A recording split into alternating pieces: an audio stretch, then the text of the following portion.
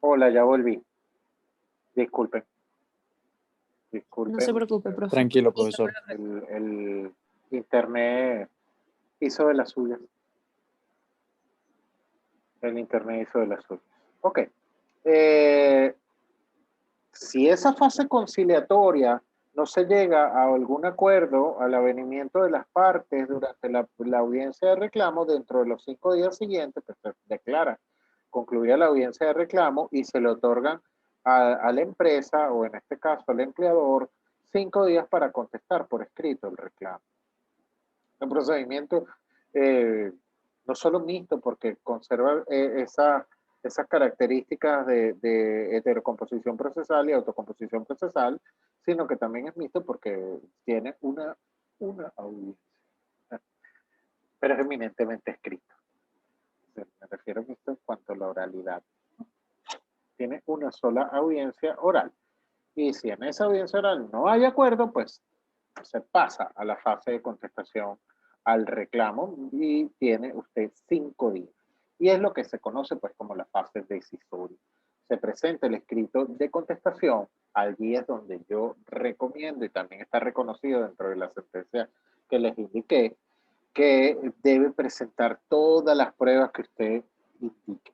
Allí fue donde dice la Sala Constitucional que no violenta el artículo 49 de la Constitución, porque en ese momento entonces usted presentará todas las pruebas a las cuales quiera aducir para que el inspector del trabajo pueda, pues, fijar, si así lo considera, un lapso de vacación, cosa que no sucede, porque en todo caso se debe dejar transcurrir esos 5 días y el funcionario del trabajo debe verificar que no se trate de un reclamo que sea de cuestiones de derecho, porque si se trata de alguna interpretación jurídica del reclamo o un cobro de bolívares, entonces corresponderá al juez de trabajo decidirlo y no al inspector del trabajo, porque todo este tema del 515, del 513 de la ley, lo que viene es entonces a tutelar condiciones de trabajo, es decir, conflicto intersubjetivo de intereses y no un conflicto intersubjetivo de derecho. Y entonces acá, por esa razón, hay que saber diferenciar muy bien cuando estamos ante un conflicto intersubjetivo de derecho a un conflicto intersubjetivo de intereses. Veamos un poco más acerca de esto. Entonces, el inspector del trabajo decide si hubo contestación y si el asunto es de derecho o de hecho. Si es de derecho, declara que no puede decir. Si es de hecho, declara que el reclamo procede o no procede. Si es de hecho, es por condiciones de la relación laboral, por condiciones de trabajo, porque usted me cambió el horario, porque el empleador me cambió de la noche a la mañana, digamos, porque el empleador me cambió el día de descanso por otro, siendo una empresa de turno continuo. Esas son materias de reclamo. Porque el empleador está pagándome dejó de pagar una bonificación especial por carácter no retributiva por el cumplimiento de ciertos requisitos. Mosca con esto. Es decir, se debe verificar que sea de hecho para que el inspector declare si procede o no procede el reclamo. Entonces, si ese reclamo es de condiciones de hecho, condiciones de trabajo y se declara procedente, pues se ordena al empleador a satisfacer ese reclamo. No hubo contestación. Bueno, ahí igualito el inspector del trabajo debe examinar si se trata de un asunto de derecho o de hecho. Si se trata de un asunto de derecho, debe declarar que no puede decidir y que corresponde pues el trabajo. Si se trata de un asunto de hecho, pues declara que el reclamo procede o no procede. Pues todo lo que hay es una una presunción de admisión de hechos y que en todo caso, a nuestro modo de ver, conserva las mismas limitantes que esa admisión de hechos que ya estudiamos en temas pasados. ¿Cómo ejecuta el inspector del trabajo? Pues que él debe inspeccionar, cerciorarse y certificar el cumplimiento del empleador. El empleador no cumple, debe entonces abrir el procedimiento de sanciones que anteriormente conversamos. Remitir las actuaciones a la sala de sanciones para que se abra el procedimiento sancionatorio. Este acto del inspector causa estado y por consecuencia agota la vía administrativa, lo cual le habilita a usted a ir pues a la jurisdicción contenciosa laboral que se rige por la ley orgánica de la jurisdicción contenciosa administrativa. También puede existir en estos casos, pensamos, que en el caso del reclamo pasados 180 días, de los 4 meses que se considere ese silencio administrativo, lo habilitaría usted a ejercer pues este recurso contencioso administrativo laboral en los casos de reclamos que vendría siendo nuestra fase recursoria o recursiva de esta etapa del procedimiento. ¿Quiénes son las personas que pueden reclamar? Pues bien, un trabajador, un grupo de trabajadores o incluso una organización sindical sin que limite, pues, sin que se trate de temas acerca del cumplimiento de cláusulas de convenciones colectivas, porque para eso hay un procedimiento. ¿Qué se puede reclamar? Condiciones de trabajo. ¿Qué son las condiciones de trabajo? Lo que nos indica la doctrina, que son circunstancias de tiempo, modo y lugar en la prestación del servicio, previsto en el título tercero del capítulo quinto del decreto LO-T. Seguridad e higiene de salud, cuestiones de campamento, vivienda, transporte, acoso, tiempo de trabajo, de acuerdo con el reglamento de la Ley Orgánica del Trabajo y el decreto LO-T, todo aquello relacionado al título tercero agregado a remuneraciones y prestaciones sociales, los cuales yo coloco en tela de duda y a mi modo de ver no podrían ser reclamados porque son conflictos que pueden calificarse como intersubjetivo de derecho y no intereses, no de hecho. ¿Se pueden reclamar cláusulas sindicales y obligaciones en general? Pues sí, pudiesen reclamarse de manera colectiva el cumplimiento de deberes administrativos. ¿Puede velar por la estabilidad y la inamovilidad laboral? Pueden reclamarse condiciones acerca de la movilidad del trabajo o condiciones del trabajo. La discriminación, salvo el acoso moral en el trabajo, puede instrumentarse allí, pero sin embargo pensamos que la vía idónea es el amparo constitucional. La LOTSIMAT le compete, todo lo que son esas condiciones riesgosas de trabajo, le compete al INSACEL. Ojo con esto. La seguridad social, que son las que son, puede usted reclamar, mire, es que me está reteniendo con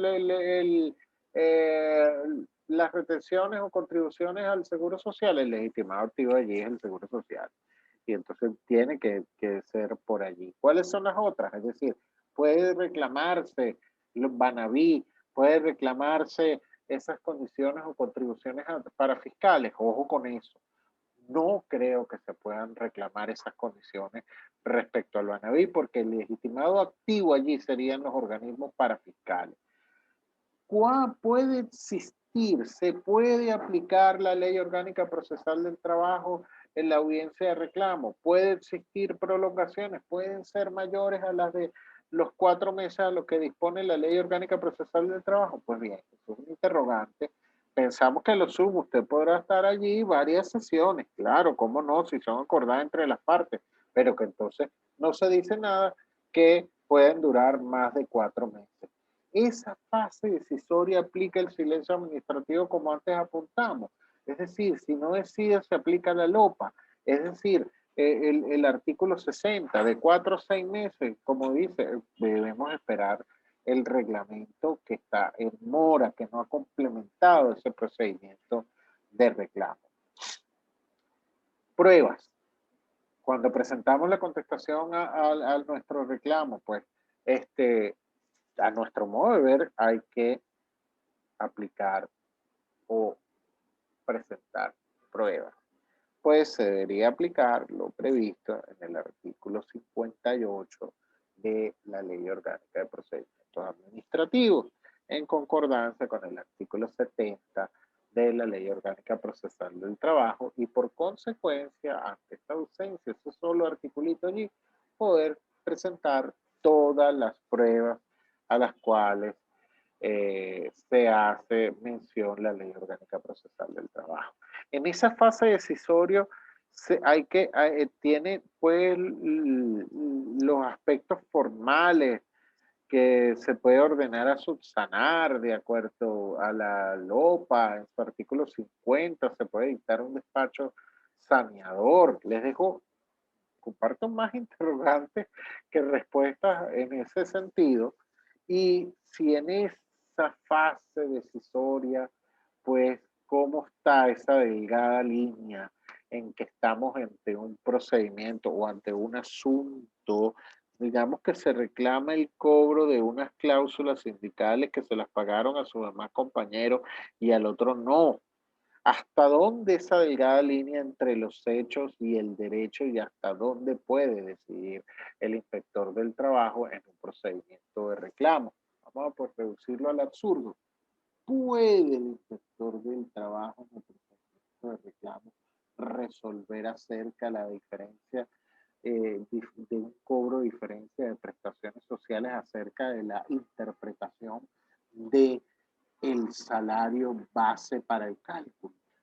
Allá hay una delgada línea entre los hechos. A mi modo de ver, no debe corresponder al inspector del trabajo en un procedimiento que a todas luces sería cerca de violentar el derecho a la defensa, porque no tiene un periplo probatorio, no tiene un lapso probatorio.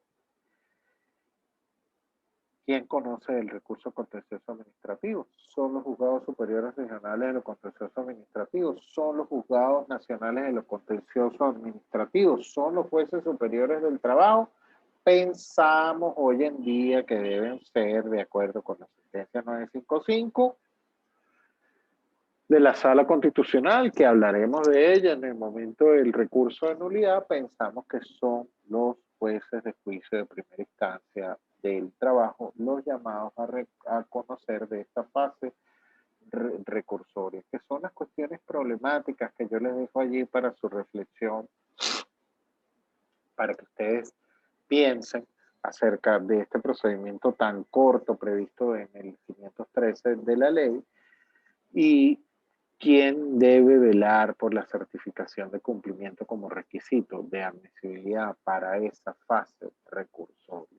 A nuestro modo de ver, el mismo inspector del trabajo, pero les comparto allí esas dudas. ¿Qué consideramos o qué no consideramos reclamable? Es decir, ¿es reclamable ahí el beneficio derivado de la ley de alimentación? Que porque el trabajador no fue pero estaba de reposo, entonces el empleador se lo dejó de pagar, y entonces esa causa imputable de dejar de asistir a su trabajo no es imputable al trabajador, pero tampoco al empleador. ¿Cómo se interpreta eso allí? ¿Puede el inspector del trabajo decidir entonces acerca sobre la falta de pago del cestatique? ¿Puede el inspector del trabajo decidir acerca de la falta de pago o los jornales dejados de percibir por cestatique durante la pandemia si no está asistiendo el trabajador a su puesto de trabajo? Pero si ustedes leen la ley del cestatique socialista, dice que tampoco sea imputable al trabajador, al empleador. Es imputable al empleador la pandemia. ¿Podrá entonces el inspector del trabajo realizar una interpretación de ese calibre jurídico? Entonces quiere decir que solo son reclamables los conflictos individuales, pero de derecho y de interés o de hecho. ¿Qué son las cuestiones ahí realmente reclamables? Eso es una cuestión problemática dentro de este procedimiento, que a la final pues no ha tutelado a nuestra manera de ver, a mi modo de ver, no ha tutelado efectivamente los intereses de las partes.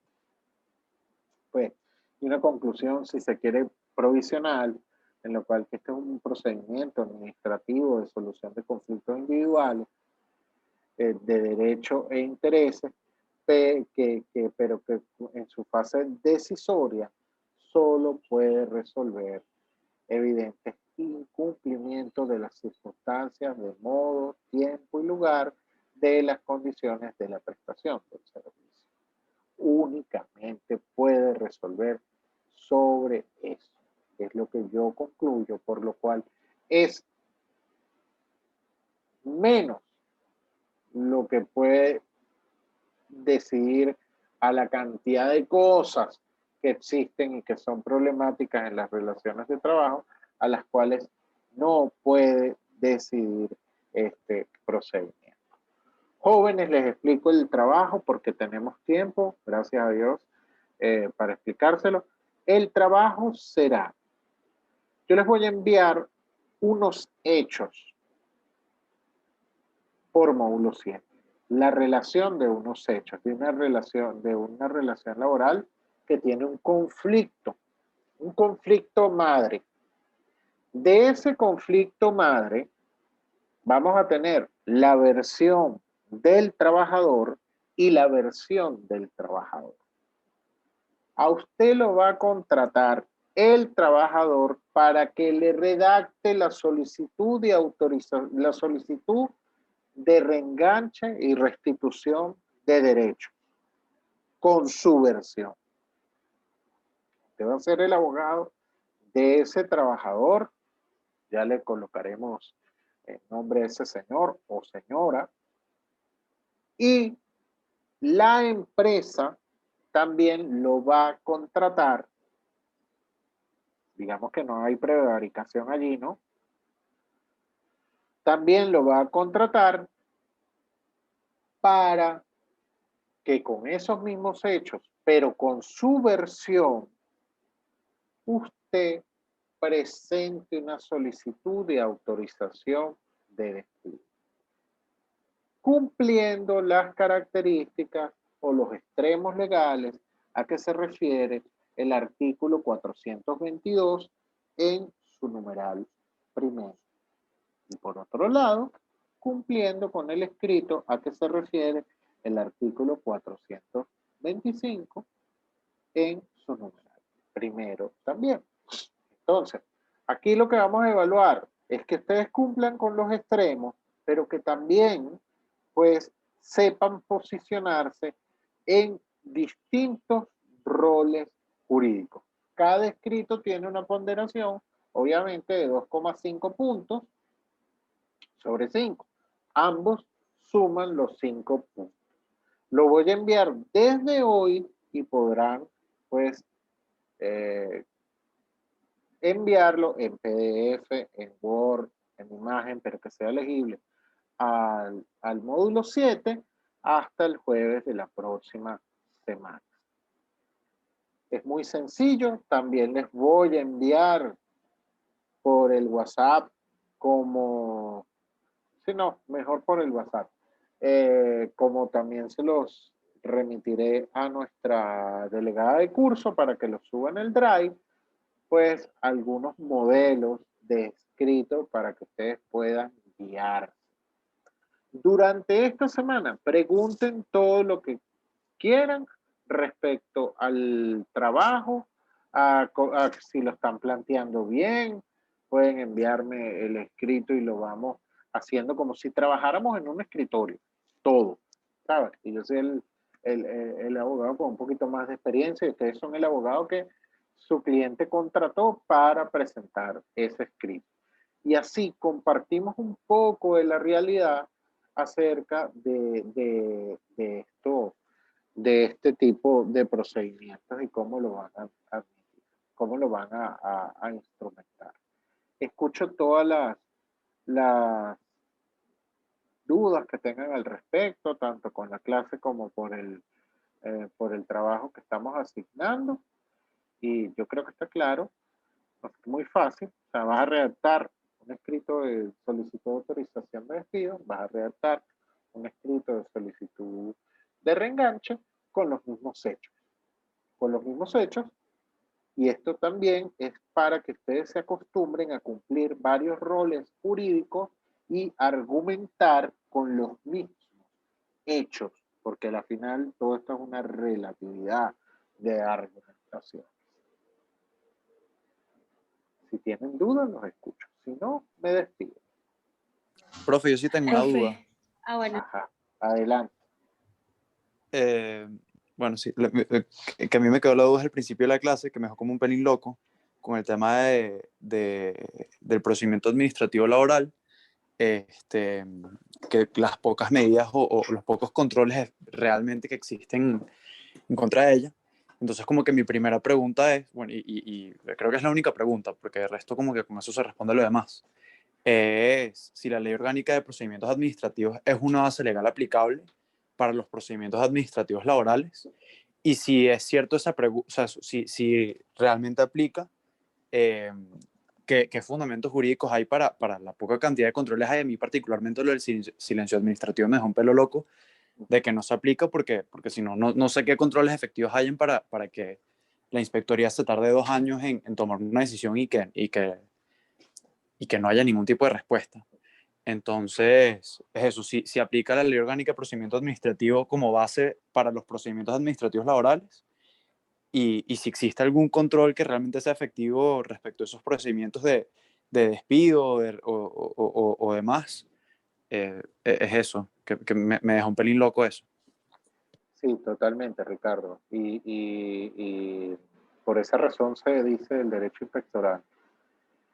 Por supuesto que hay unas violaciones enormes al derecho a la defensa. Es aplicable la LOPA. Es aplicable la LOPA. Ellos tienen que su orden de primera supletorialidad es la LOPA. Luego la Ley Orgánica Procesal del Trabajo. Controles. El único control efectivo que existe, no digo que no existan los controles que están previstos en la LOPA, como recurso de consideración, recursos jerárquicos, pero no te los van a decir.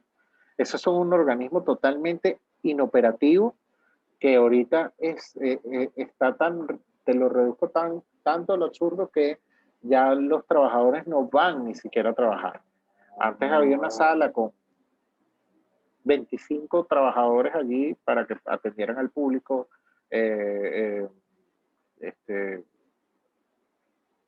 promover los expedientes o trabajar los expedientes, y ahora hay 2, ¿sabes? Y no van simplemente por lo que le pagan.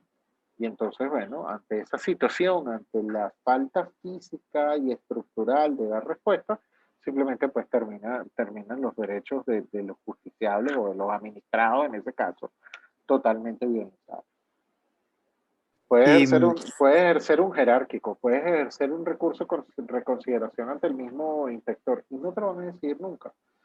Y se agarran entonces del silencio administrativo. Mira, no te decidí por lo que te negué, puedes recurrir entonces en nulidad, pero entonces para acceder a la nulidad también vas a tener la traba prevista en el numeral 9, por ejemplo, del 425, donde te van a obligar a cumplir con el acto administrativo para poder acceder a la nulidad, una especie de solve repete. Es decir, el que cumple primero reclama después, donde te ves totalmente maniatado. Y lo que quiere decir que mientras transcurre el tiempo, es preferible esperar a que algún día te salga la providencia administrativa o en el interín acordar con el trabajador cualquier cosa para poder recurrir. Increíble, pero cierto. Cosas como que, mira, no puedes apelar de la admisión de la prueba o de la negativa de prueba a nadie, podrás pedirle un recurso de reconsideración, pasaron los 4 meses, el procedimiento te voló, pasados los 4 meses entendiste que opera el silencio administrativo y que te lo negaron. Loco, sí, muy loco. Y preocupante. Y preocupante. Desde hace muchísimos años se está diciendo que esa cartera, es decir, que ya se eliminen las inspectorías del trabajo, por lo menos para conocer lo que es inamovilidad, y se lo trasladen al juez y lo dejen únicamente para lo que son los asuntos colectivos. Pero no ha habido la intención política realmente para eso. Espero haber respondido a tu pregunta o preocuparte más. Sí, bueno, creo que lograste las dos. Entonces, pero sí, Realmente, definitivamente una locura. Pero con eso ya me queda todo claro. Muchas gracias, profesor. Valentina, cuéntame, ¿qué duda tenías? ¿Con Sí, el trabajo profe. o con la clase? No, con la clase. Ok. Me quedó la duda si, o sea, no existen muchísimos problemas, por lo menos cuando vimos el caso de que no se distingue, o sea, que es difícil distinguir entre esos reclamos de hecho, estos conflictos de hecho y de derecho, a la hora de decidir si al final decide el inspector o el juez de trabajo. O sea, no hay muchísimos problemas en la actualidad en el proceso laboral por esa distinción. Yo pienso que sí. Yo pienso que sí, hay muchísimo.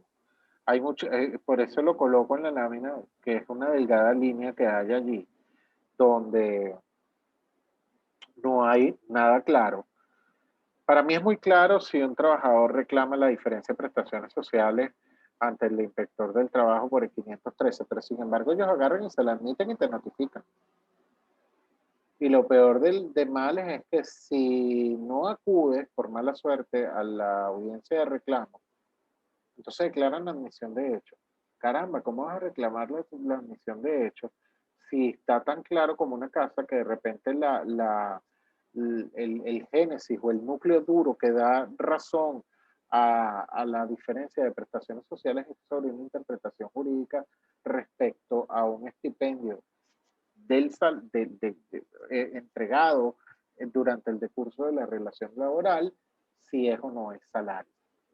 Es decir, una bonificación sujeta, aleatoria, sujeta al cumplimiento de metas, que de repente fue considerada o fue pactada como un beneficio social de carácter no remunerativo, de acuerdo con el artículo 105 de la ley, y entonces el trabajador se le ocurrió, de repente, digamos, que eso era parte del salario y por allí se generan las diferencias de prestaciones sociales. Pero usted no fue, es decir, la empresa no fue a la audiencia de reclamo. Bueno, pues declaran la admisión de los hechos. Cuando el inspector del trabajo, a mi modo de ver, debe revisar allí esa delgada línea.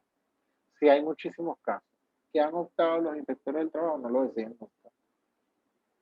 No lo decían nunca.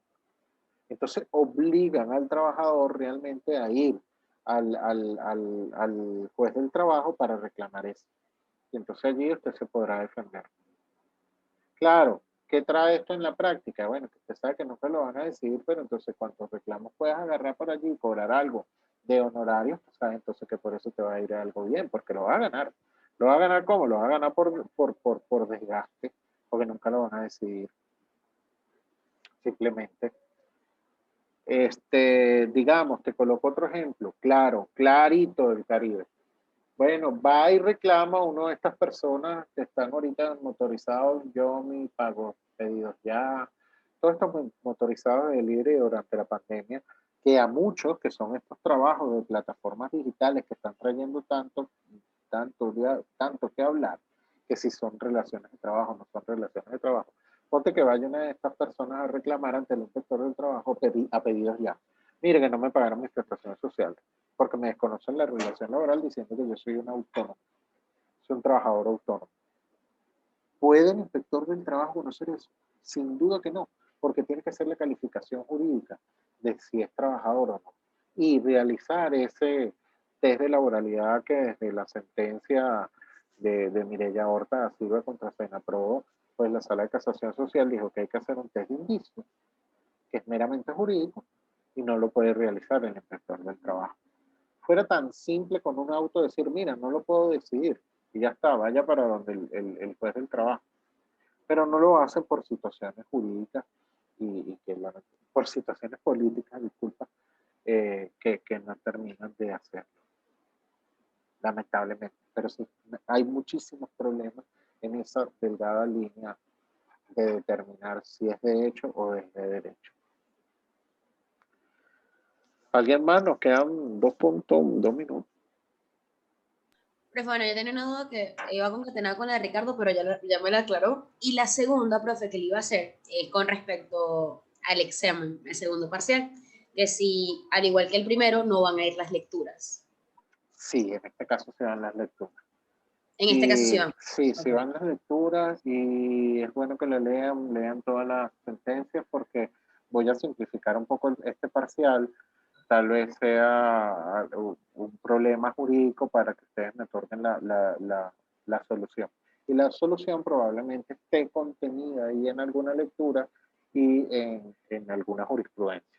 Por ejemplo, en este caso, de cómo va a realizar la oposición, si se le digamos que coloquemos a alguien le salga una pregunta relativa a este tema. Entonces, ¿cómo va a alegar la oposición? Bueno, porque fueron a reengancharle a un trabajador. Bueno, de acuerdo a la sentencia 955, sostendré que era un contrato a tiempo determinado. Tal. Entonces ahí hace la oposición. Entonces, sí, o digamos, es usted el inspector del trabajo, realizaron oposición de acuerdo a la sentencia de la Sala Constitucional indicando tal. Es adecuado realizar o, o, o ordenar la articulación probatoria. Entonces, bueno, sí es adecuado por cuanto la sentencia 955 sostiene.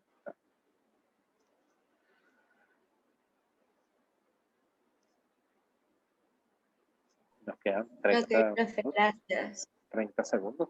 Y bueno, muchas gracias. Bueno, entonces en minutos o ahora lo que resta de la tarde, colgaré en módulo 7 las características para el examen o los parámetros, perdón, los parámetros para el trabajo, disculpen, y los hechos para el trabajo y por WhatsApp les enviaré los modelos descritos o imágenes descritos para que ustedes puedan fijarse y hacer. Y entre la semana